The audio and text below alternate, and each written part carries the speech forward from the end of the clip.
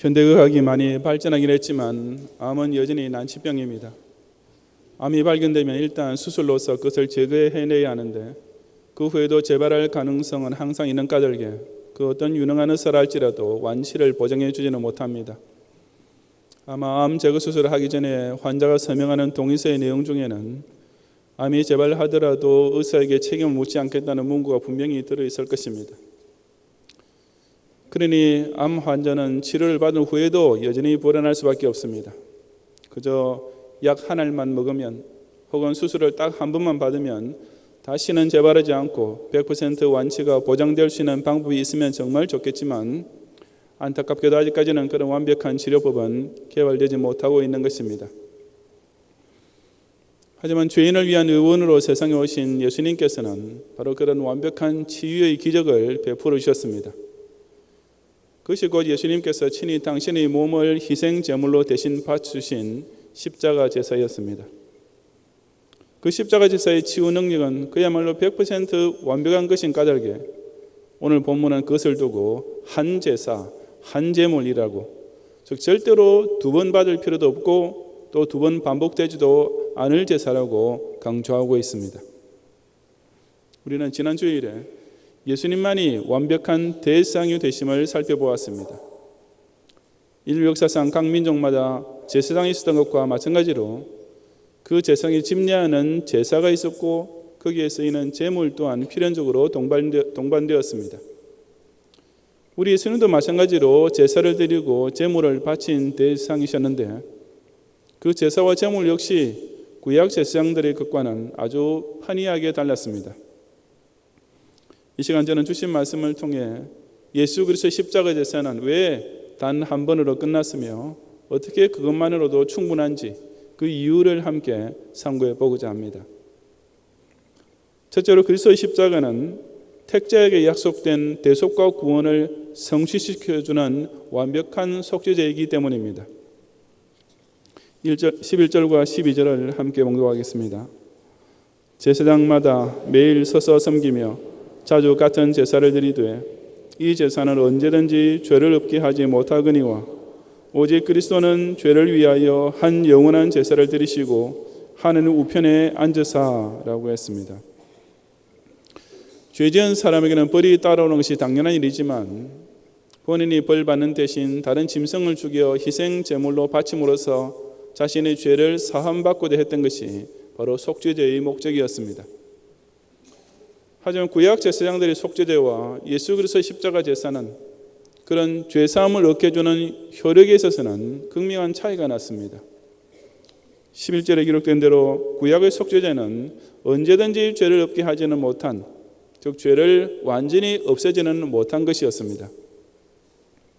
그렇다면 그 다음에 이어지는 예수님의 십자가 제사는 죄를 완전히 없게 해주는 제사라는 말씀이 나올 법하지 않습니까? 하지만 히브리서 기자는 그런 평범한 표현 대신 훨씬 더 강력하고도 호소력 있는 대조법을 통해서 예수는 십자가 제사가 죄의 사함에 있어서 그 얼마나 완벽한 효력을 발휘했는지를 증거해 줍니다. 우선 구약 제사장들의 속죄제는 본문 11절에 나오는 대로 자주 드리는 같은 제사였지만 예수는 십자가 제사는 한 영원한 제사였다고 대조시키고 있습니다. 구약의 제사장들이 똑같은 제사를 매일 다시 드려야만 했던 것을 보니 그 제사는 죄 사함에 대해 그저 일시적인 효력만 가졌음이 틀림없다는 것이 바로 이 히브리서 기자의 논리입니다. 본문 1절과 2절에서도 설명하고 있듯이 만일 그 속죄제가 그들을 단번에 정결케 해주는 효력이 있었다면 무엇 때문에 구약시대 이스라엘 백성들이 해마다 늘 드리는 바 같은 제사를 반복할 필요가 있었겠습니까? 반면에 예수님의 십자가 제사는 단 한 번으로 끝났습니다. 딱 한 번만 드린 제사였지만 그것은 죄사함에 대해 영원하고도 완벽한 효력을 가진 것이기 때문에 두 번 다시 되풀이할 필요가 전혀 없었습니다. 그것이 곧 12절에서 예수님의 십자가 제사를 가리켜 한 영원한 제사라고 강조하고 있는 의미인 것입니다. 보면 11절과 12절은 구약의 제사장들의 제사와 예수님의 십자가 제사를 다시 한번 대조시키고 있는데 바로 전자는 제사장마다 매일 서서 섬기며 드리는 제사였던 반면에 예수 그리스도께서는 단 한 번의 제사를 드리신 후에 하늘 우편에 앉으셨다는 사실이었습니다. 구약의 제사장들은 한 사람의 제사를 드려주고 나면 그 뒤에 기다리고 있던 다음 사람들을 위해서 같은 제사를 일일이 드려줘야 했기 때문에 그야말로 앉아 쉴 겨를이 없었습니다. 그렇게 한 절기를 보내고 나면 또 다음 절기가 금세 돌아오고 그런 식으로 한 해를 넘기고 나도 다음 해가 되면 바로 작년과 똑같은 사람들이 또다시 줄지어 제사를 드리러 찾아왔기 때문에 구약의 제사장들은 문자 그대로 매일 서서 섬길 수밖에 없었던 것입니다. 하지만 예수님은 그들과 정반대였습니다. 비록 단 한 번만 드린 제사였지만 그것이 너무나도 완벽하고도 충분했기 때문에 다시는 같은 제사를 드리기 위해 일어나실 필요가 전혀 없으셨습니다. 즉 십자가를 통해 죄인 구원을 위한 꼭 필요한 속죄 사역을 완전히 끝내셨기 때문에 이제는 하늘 우편에 앉아 계실 뿐인 것입니다. 자주 같은 제사를 매일 서서 집례해야만 했던 구약의 제사장들에 비해서 한 영원한 십자가 제사를 드리신 후에 이제는 하늘 우편에 앉아 계시는 우리 예수님은 정말 그 얼마나 믿음직한 대제사장이십니까?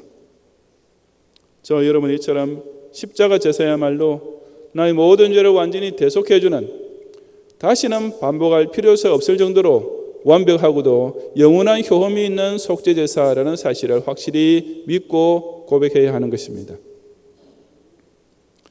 대부 제3편에 보면 마이클 콜레오네가 바티칸 은행의 책임자인 어느 대주교에게 큰 사기를 당한 후에 그 문제에 대해서 도움을 받으려고 람베르토라는 추기경을 찾아가는 장면이 나옵니다. 그 자리에서 추기경은 마피아 두목이지만 형식적으로는 가톨릭 신자인 마이클에게 오랜만에 고해 성사를 하라고 권합니다. 마이클은 처음에는 나는 구원받기는 이미 끌렸습니다 하며 주저하다가 추기경이 고해 성사를 한다고 해서 손해볼 것은 없지 않소 라고 설득하니까 결국 입을 열게 됩니다. 그리고는 나는 살인자입니다. 많은 사람을 죽이도록 명령을 내렸지요 라고 고백을 시작하다가 마지막에 가서는 나는 내 친동생까지 죽였습니다. 나는 내 어머니의 아들, 내 아버지의 아들을 죽였단 말입니다 하면서 흐느낍니다. 그 충격적인 고백에 람베르토 추기경은 깜짝 놀라면서 당신의 죄는 끔찍하군요.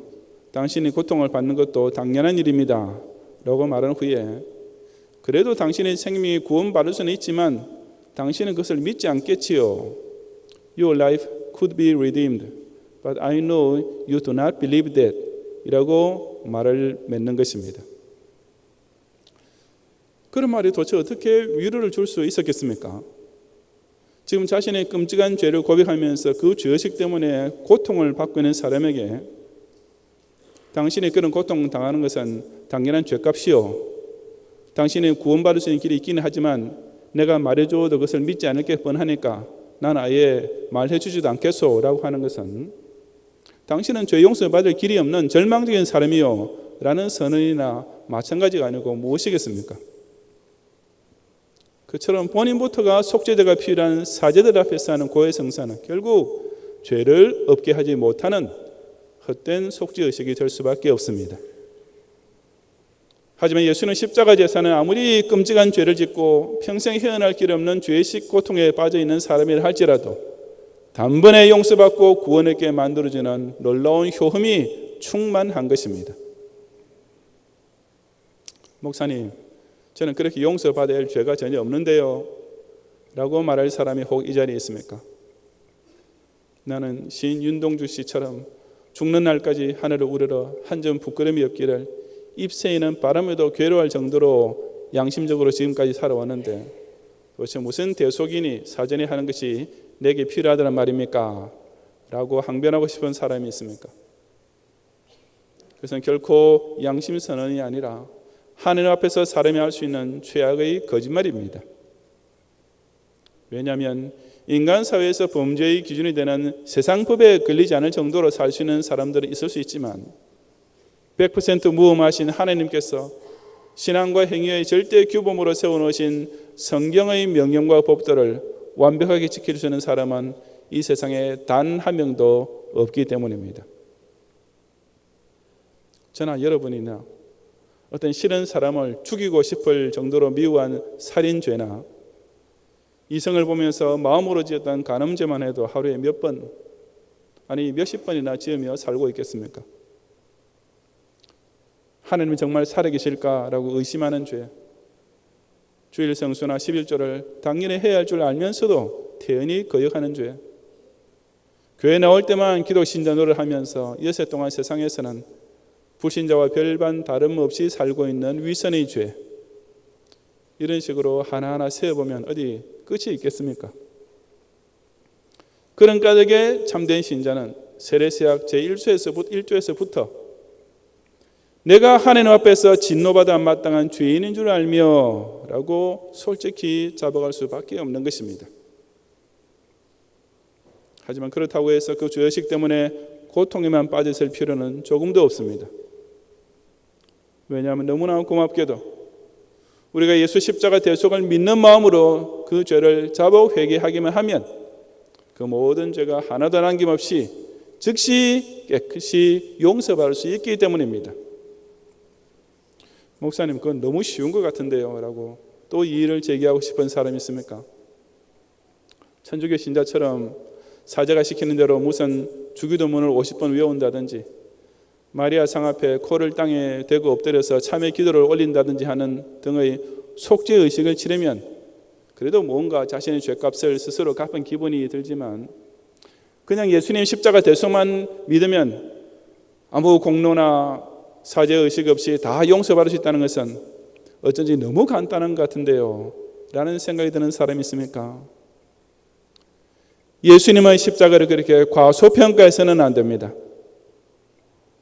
성자 하나님께서 온 세상 죄를 대신 지시고 내가 다 이루었다라고 선포하신 그 위대한 십자가 대속 공로를 제쳐놓고 그 대신 양초 몇 자로 태우는 것이나 묵주 몇십 번 돌리는 것 따위를 가지고 죄의 사함을 받을 수 있다고 가르치는 그 신성모독적인 소리에 절대로 미혹되어서는 안 됩니다. 제 아무리 그렇게 보이는 속죄의식이라 해도 예수님의 십자가를 대신해서 사람의 죄를 사해 줄 수 있는 것은 절대로 존재하지 않습니다. 오로지 갈보리산 위에 십자가를 믿는 마음으로 바라봄으로써 예수 그리스도께서 나를 용서하고 내 죄를 사해 주시는 놀랍고도 고마운 대속과 구원의 은혜를 꼭 누리는 성도들이 되시기를 바랍니다. 둘째로 그리스도의 십자가는 불신자에게 내릴 심판과 영벌을 피할 수 있게 해주는 유일무이한 희생제사이기 때문입니다. 13절과 14절을 함께 봉독하겠습니다. 그 후에 자기 원수들로 자기 발등상이 되게 하실 때까지 기다리시나니 저가 한 제물로 거룩하게 된 자들을 영원히 온전케 하셨느니라. 아멘. 그 후에란 바로 앞의 12절까지에서 보았듯이 예수님께서 이렇게도 은혜롭게 이다지도 고맙게 우리의 죄를 사해 주시기 위해 완벽하고도 영원히 효력이 있는 한 제사를 드리신 후에 이제 하늘 우편에 앉아 계시는 현재 상태를 가리킵니다. 그렇다면 여기서도 그 좋은 분위기가 당연히 계속 이어져야 어울릴 것 같지 않습니까?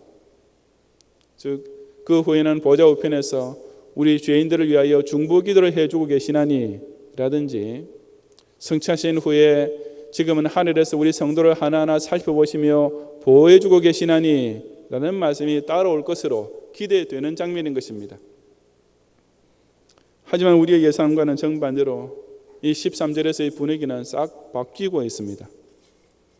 십자가에서 한 영원한 속죄제를 드리신 후에 지금 하나님 보좌 우편에 앉아 계시는 예수님께서는 무엇인가를 기다리신다라고 한 것입니다. 도대체 무엇을 기다리고 계시는 것입니까? 자기 원수들로 자기 발등상이 되게 하실 때를 기다리신다고 했습니다. 바로 앞에서는 죄인들을 위해 당신의 몸까지 십자가에서 제물로 대신 바치신 그 자비롭게 한량없으신 예수님께서 여기 와서는 당신의 원수들을 당신의 발로 밟아 뭉개버릴 그 한날을 벼르고 계신다라고 선포하고 있는 것입니다. 갑자기 오싹해지지 않습니까? 그야말로 머리끝이 쭈뼛을 정도로 무서운 분위기가 느껴지지 않습니까? 본문 26절 이하 31절에 보면 예수님께서 그 마지막 심판날을 그렇게 벼르면서 기다리고 계시는 이유가 무엇인지를 잘 설명해 줍니다. 우선 26절에서 우리가 진리를 아는 지식을 받은 후 짐짓 죄를 범한 적 다시 속죄하는 제사가 없고라고 했습니다. 이것은 십자가의 복음을 들은 후에도 그것을 믿지 않으면 그 죄를 사해 줄 수 있는 속죄제는 결코 없다는 뜻입니다. 왜냐하면 앞에서도 보았듯이 예수님의 십자가 제사는 단 한 번만 있는 속죄제, 두 번 다시 찾아오지 않을 마지막 기회이기 때문입니다. 그러므로 그런 불신자에게 남아있는 것이라고는 오직 무서운 마음으로 심판을 기다리는 것과 예수 그리스도를 대적하는 자를 소멸할 맹렬한 지옥불밖에 없는 것입니다. 28절 이하에서는 그런 불신자를 가리켜 하나님 아들을 밟고 언약의 피를 부정한 것을 여기고 은혜의 성령을 욕되게 하는 자라고 단정지었습니다. 자신의 모든 더럽고 악한 죄를 용서하시려고 그 고통스러운 십자가까지 져주셨는데도 불구하고 그 대속의 보혈을 하찮게 여기는 자, 그 예수님을 구세주로 믿도록 증거해 주시는 성령의 은혜를 거부하는 자는 실로 성자 예수님을 자기 발로 밟는 자나 마찬가지입니다. 그러니 예수님께서는 바로 그런 자들에게 원수 갚으실 날, 즉 거꾸로 그들을 자기의 발등상으로 삼아 밟아버리실 심판의 날을 벼르고 계시는 것이 당연하지 않겠습니까? 그러니 그런 변망덕하고 극악무도하기 짝이 없는 불신자들이 당연히 받아야 할 형벌이 얼마나 더 중하겠느냐는 말씀은 그야말로 100% 지당할 뿐 아니겠습니까? 히브리서 기자가 31절에서 살아계신 하나님의 손에 빠져들은 것이 얼마나 무서울지 너희는 한번 생각해 보라 하고 엄중히 경고하고 있는 이유가 바로 이것입니다. 하지만 본문 14절은 예수 그리스도의 십자가를 믿기만 하면 그런 두려움에 빠질 필요가 전혀 없음을 선포해주고 있습니다. 바로 저가 한 제물로 거룩하게 된 자들을 영원히 온전케 해주셨기 때문입니다. 십자가의 대속 공로를 믿고 의지하며 의지하는 신자는 예수님께서 이미 거룩한 자로 확정해 주심으로써 그 무서운 최후 심판에서 완전히 열외시켜 놓으셨다는 뜻입니다. 그러니 그런 신자는 예수님의 재림과 심판이 두려울 이유가 조금도 없습니다. 아니 오히려 37절 말씀처럼 잠깐 후면 오실 이가 오시리니 지체하지 아니하시리라고 그날이 속히 오기를 간절히 고대하며 기다리게 됩니다. 왜냐하면 그날은 우리 신자에게는 심판에 떨어지는 날이 아니라 오직 구원이 완성되는 날이 될 것이기 때문입니다. 하지만 십자가를 거부하는 자들에게는 전혀 형편이 다릅니다. 그들은 바로 예수님께서 그들과 같은 자기 원수들을 발로 밟아 뭉개버리시는 실로 두려운 공포의 날이 될 수밖에 없기 때문입니다.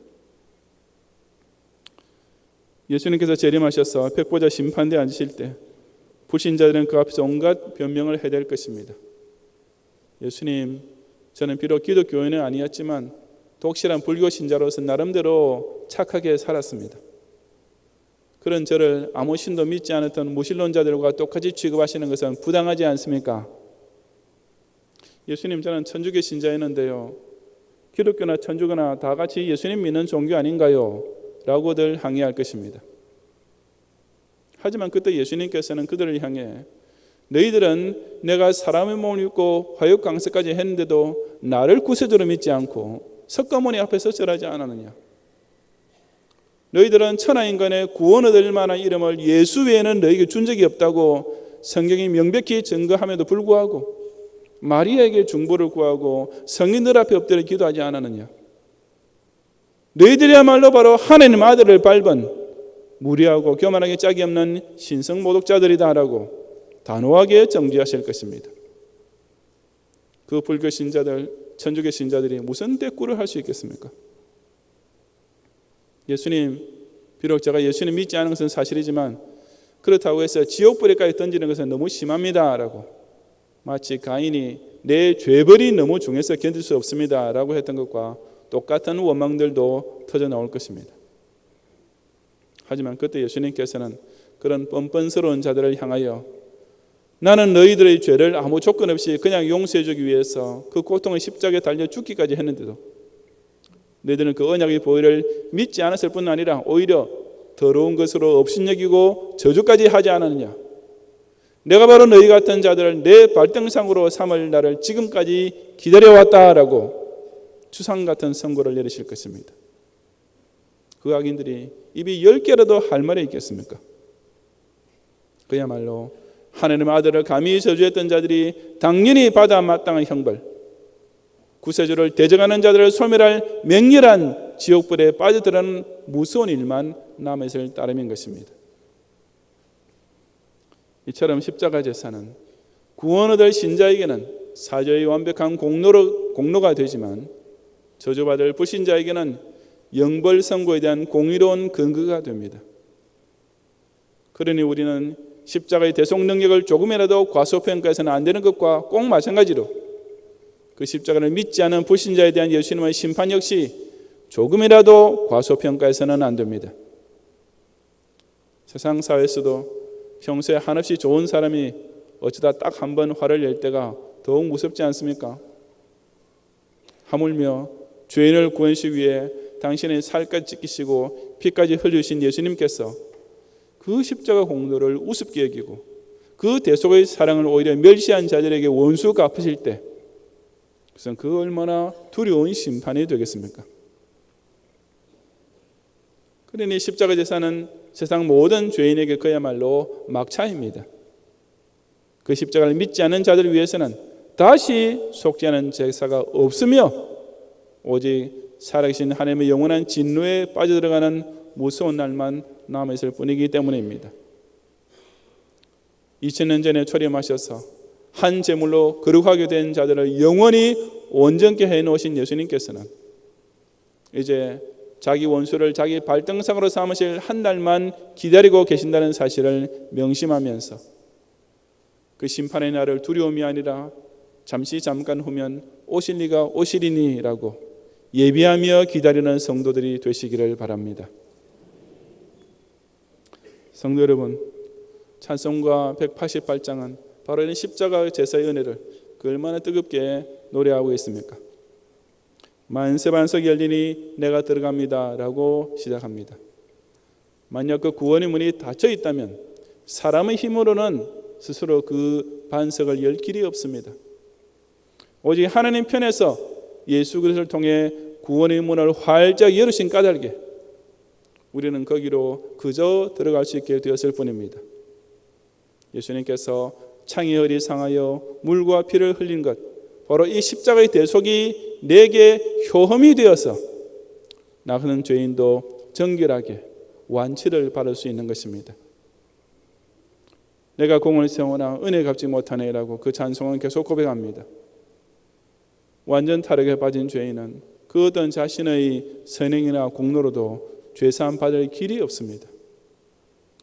아무리 구약의 제사장들이 매일 서서 섬기며 쉼없이 힘쓰고 혹은 자신의 죄를 인하여 눈물 근심 많이 흘리면서 안타까워해도 여전히 구속 못할 죄인일 뿐이었지만 그처럼 전적 무능력한 죄인을 오직 예수 홀로 속해 주신 것입니다. 그러니 저와 여러분이 할 수 있는 것은 바로 빈손 들고 앞에가 십자가를 붙드는 일밖에 없지 않겠습니까? 비록 스스로는 구원받을 만한 아무 의가 없는 자라도 그저 우리 구세주께서 도와주심만을 바라고 생명샘에 나가며 하면 그 모든 죄를 깨끗이 씻어주시는 것을 믿어야 하는 것입니다. 그렇게 믿고 살다 보면 언젠가는 우리 모두도 다 죽어 세상 떠나서 거룩하신 주 앞에 끝날 심판 당할 때가 올 것입니다. 그리고 생전에 그 십자가를 믿지 않았던 불신자들은 저 무서운 지옥불에 던져지는 가운데도 오직 살아 생전 숨쉬는 동안 이 십자가를 영접하고 평생 꼭 붙들고 살았던 성도들은 그 불신자들이 보란듯이 그 백보자 앞에서 우리를 위하여 만세반석이 활짝 열리는 걸 보며 저 영생 구원의 천국문으로 내가 들어가는 엄청난 기쁨과 감격을 누리게 되는 것입니다. 이처럼 예수님의 십자가는 그것을 붙드는 사람에게는 그 모든 죄를 한순간에 깨끗이 사해주는 완벽한 대속의 효력이 있는 제사입니다. 동시에 그 십자가는 그것을 거부하는 사람에게는 예수님께서 친히 그를 당신의 발등상으로 삼으실 무서운 심판에 대하여 정당성을 부여해주는 제사이기도 합니다.